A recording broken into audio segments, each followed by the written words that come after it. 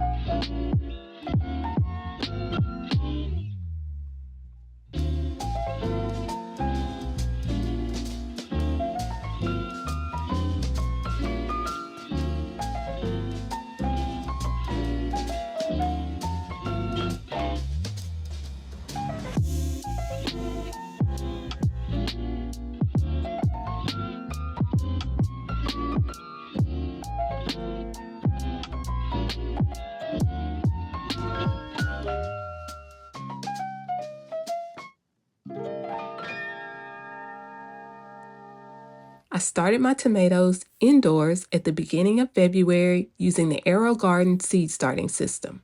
I up-potted them once, and when it was time to bring them outside, I used this greenhouse cover over my garden bed to harden them off, which just means getting them used to being outside.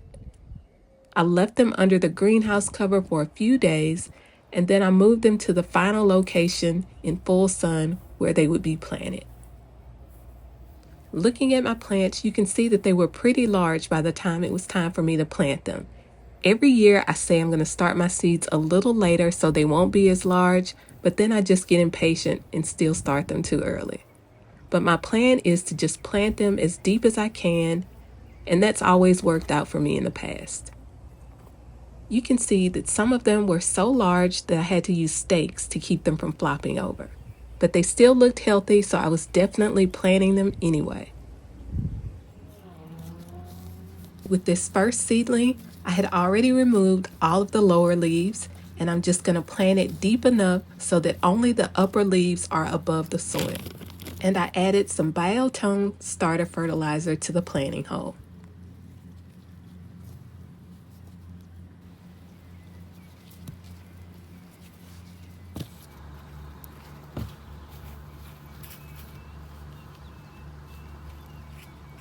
After I got all of my seedlings planted, it was time for me to make my rodent protection cages. The material that I'm using is 1/2-inch galvanized hardware cloth. It's sturdy enough that nothing can chew through it. After I measure out the length of material that I need, I use wire snippers to make the cuts. This hardware cloth can be very sharp, so I'm always wearing gloves and long sleeves when I'm working with it. Once I have the material cut, I use zip ties to hold the cage together at the top and the bottom. Then I'll gently place the cage on top of the plant and use landscape staples to hold the cages down. The cage will help to stabilize the plant, but I'm using an 8-foot stake to trellis the tomatoes up. Most of the tomatoes that I'm growing are indeterminate varieties, so they'll get much larger than the cage.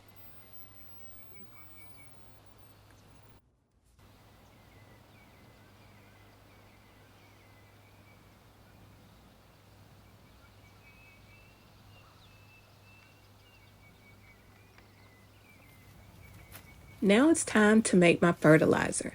I'm using these old leaves that I collected and placing them in this mesh laundry bag. Once this bag is full, I'm going to take it over to the bucket that I've been collecting rainwater in and let it soak for a few days.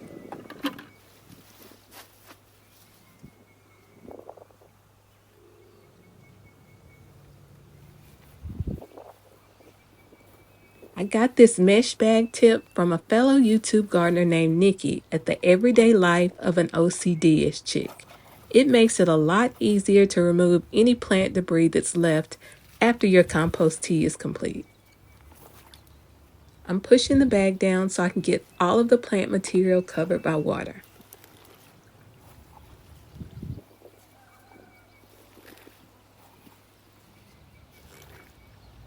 At this point, it's time to use the fertilizer. Now, this has been much more than a few days. This has been submerged for probably a couple of weeks at this point.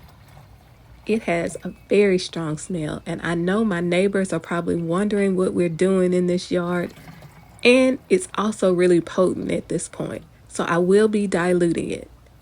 I'm going to show you everything I use when I'm fertilizing my tomatoes and my peppers. Basically, all of my fruiting plants, this is what I use to fertilize them.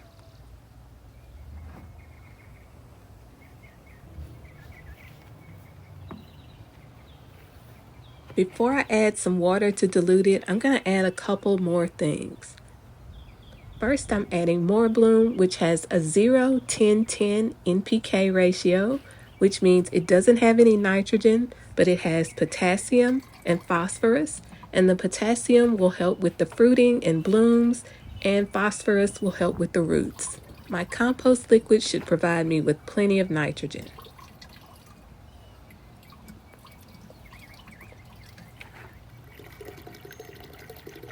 After I add the water, I'm also going to add this organic calcium and magnesium supplement, and that's just to help prevent one of the causes of blossom end rot. I'm going to mix it up well, and then I'm just going to go around and start giving it to all of my plants.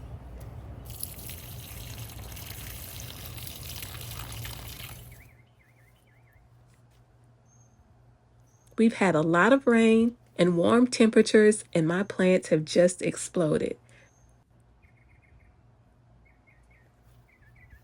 I think I put 12 tomato plants in this bed, and they've completely covered the bed just like I expected. I also added additional plants around the open areas. I'm trying to completely cover the soil, and that's going to be part of my strategy when I decide how much I want to prune.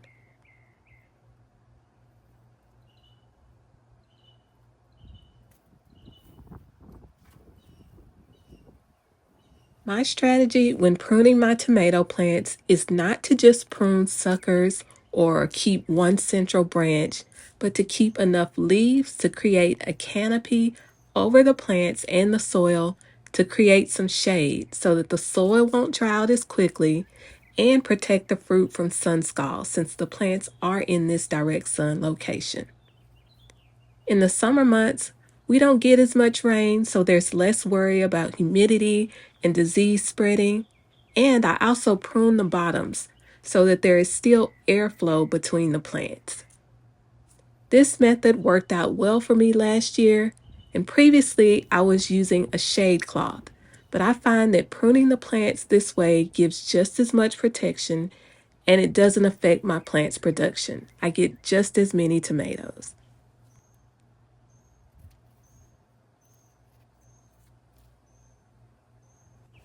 I use alcohol to clean my pruners in between working on each plant. I don't want to spread disease from one plant to another.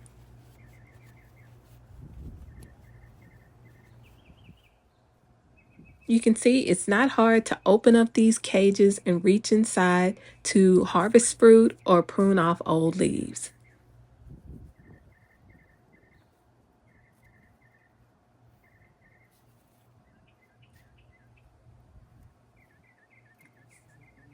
And this is what it looks like once I've finished with all of the pruning.